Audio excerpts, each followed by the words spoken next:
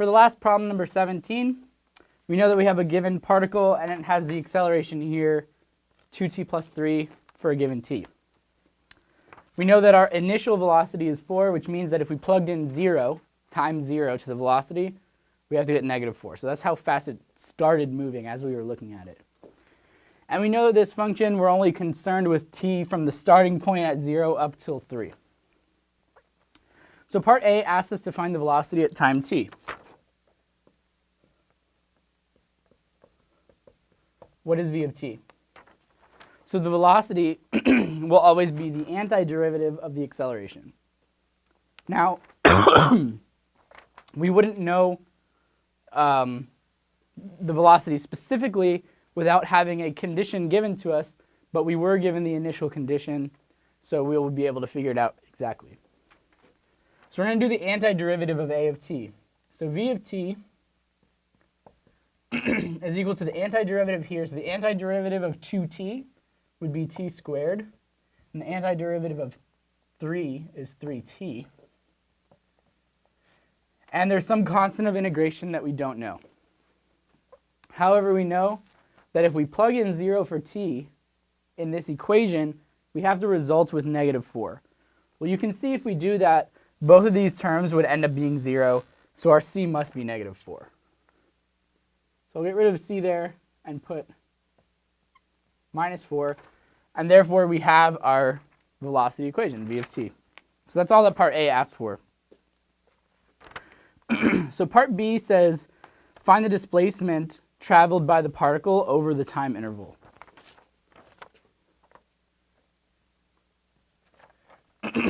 So we want the displacement over the time interval. The displacement is dependent on the position function, which is s. And the interval is 0 to 3, so our displacement is just the final minus the initial. S of 3 minus s of 0. Where was it where it ended in relation to where did it start? So what was the net distance moved? So our s function is the antiderivative of v. So you can see that this quantity, s of 3 minus s of 0, is really the same thing as doing the definite integral from 0 to 3 of v of t. Because this means take the antiderivative of v, which is s, and do it at the top number minus evaluate it at the bottom number. That's exactly what we need to do. So we just need to take the antiderivative, t squared plus 3t minus 4. We can disregard constant of integration because when you're doing a definite integral, that doesn't matter. And we just evaluate 3 and 0. So let's do that now.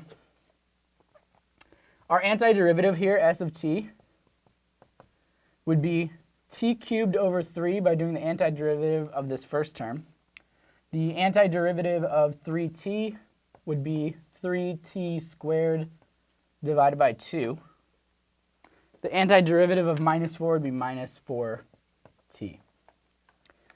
Again, we have some sort of plus c, but we're not going to worry about it because we're only doing a definite integral anyway. So what we need to do is just plug in 3, see what we get, and then subtract what we get when we plug in 0. We really don't need to do that last part, though, because you can see here if we plugged in 0 for t, this would all be 0. So we know this is just 0, so we can just plug in s of 3. So s of 3 is 3 cubed over 3. 27 over 3 is 9. 3 squared is 9. Times 3 is 27. So that's 27 over 2. Not simplifiable. And minus 4 times 3. 4 times 3 is 12, so we subtract off 12. So we can combine like terms here. 9 minus 12 would be negative 3. And to make this combine with the 27 over 2, we could treat that negative 3 as negative 6 over 2. So we'd have 27 over 2 minus 6 over 2, which is 21 over 2. And remember, that's s of 3, and we would be subtracting off 0. So this 21 over 2 is our displacement, and that's the answer to part B. So part C is the most tricky part here, and this asks for the total distance traveled. So that's a different concept from displacement, because displacement is just saying what's the difference between your ending point and your starting point. But consider you had a particle, let's say, that started here. It moved here, and then it came back to its starting point. So if that was the path, the displacement would be 0, because the difference between the ending and the starting is 0. But that doesn't mean that it didn't move. So total distance has to take into account the direction of the particle.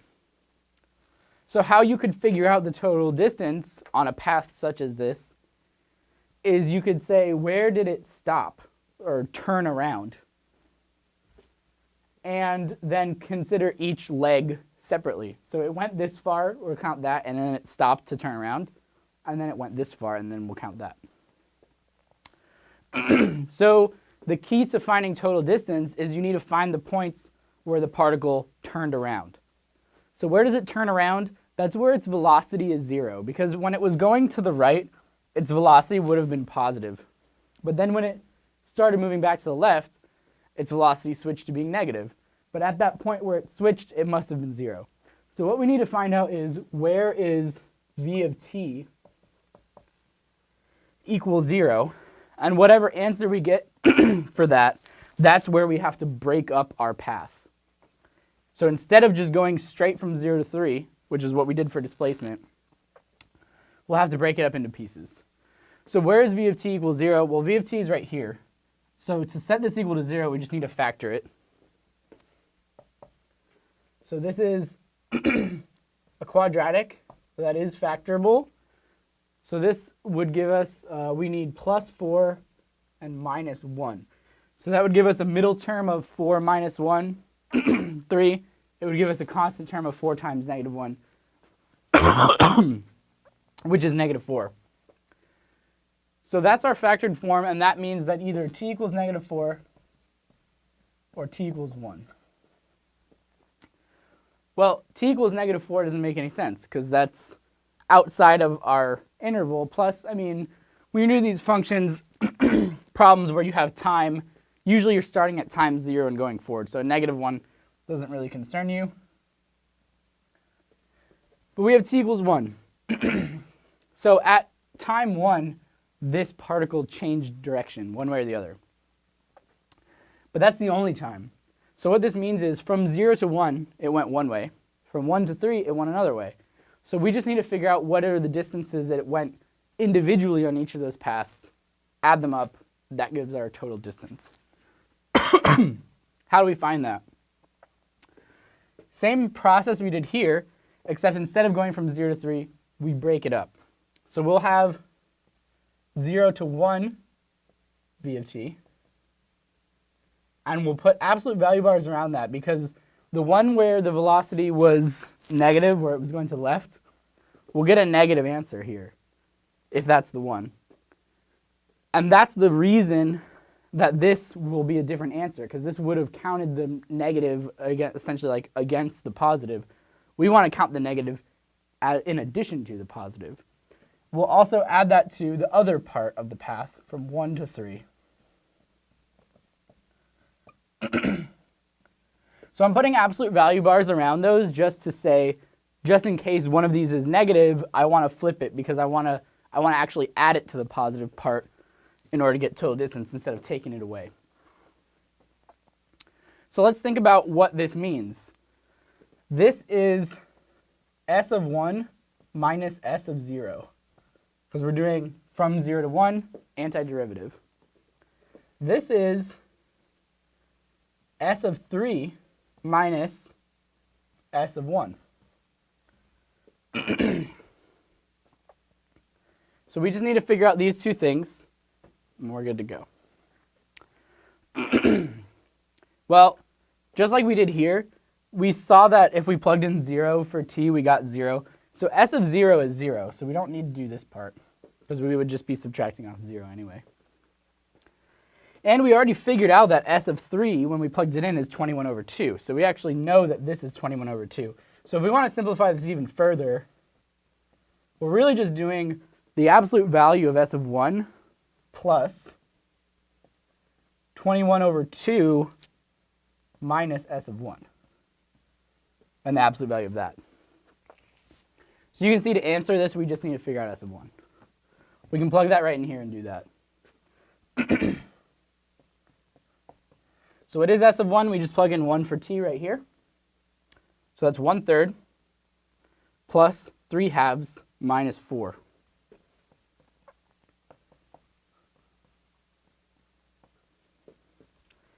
In order to answer that, we would need to have everything to have a common denominator to combine it all together.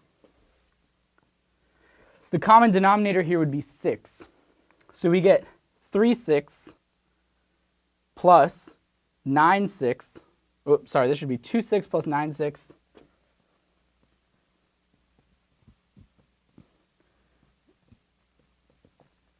minus 24 over 6. So what I did there was just convert all of these to have a denominator of 6. This needed to be multiplied by 2. This needed to be multiplied by 3. This needed to be multiplied by 6. So we get 2 plus 9 minus 24. That's 11 minus 24, which is negative 13 over 6. That's s of 1. So now we're ready to plug this in and figure out our answer. So our first term, remember, in our result of this, remember this simplified down to right here. I'll circle this because that is our answer once we plug in s of 1. So the first term was absolute value of s of 1. Well, s of 1 was negative 13 over 6. Make that positive. And now we add 21 over 2 minus s of 1 and take the absolute value of that. Now it should be clear that this absolute value is unnecessary because we're doing 21 over 2 minus a negative number. That's definitely going to be positive anyway, so we don't have to worry about that. So this is 21 over 2 minus negative 13 over 6, which is plus 13 over 6. Remember, this part was in absolute value bars, but I don't need that because I know it's positive. So to get our answer, we just have to add all of these things up. Well, again, we need a common denominator, and our common denominator would be 6. So we just need to multiply this one by 3 over 3. So this would be 13 over 6, plus if you converted this to a denominator 6, the numerator would be 63, plus 13 over 6. If we add all of those together, we get 26 and 63, which is 89 over 6. So you can, and this is not reducible at this point. So you can see that to get our total distance, we needed to figure out where does this function get separated. In other words, where is the v 0? So we can differentiate between moving left or moving right. And then we just split up our integrals by that. So with displacement, you always just do the integral the whole way. Total distance, you have to split it up and make sure each part is positive.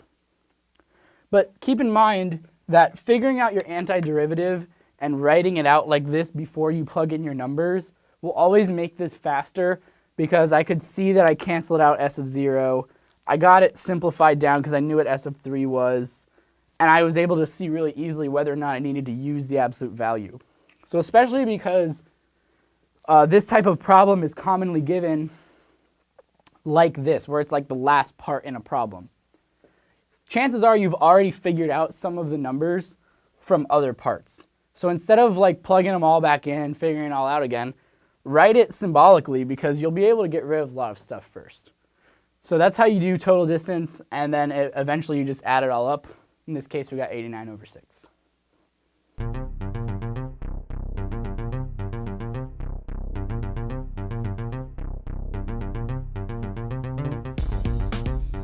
The Teaching Center, UF's Learning Resource Center.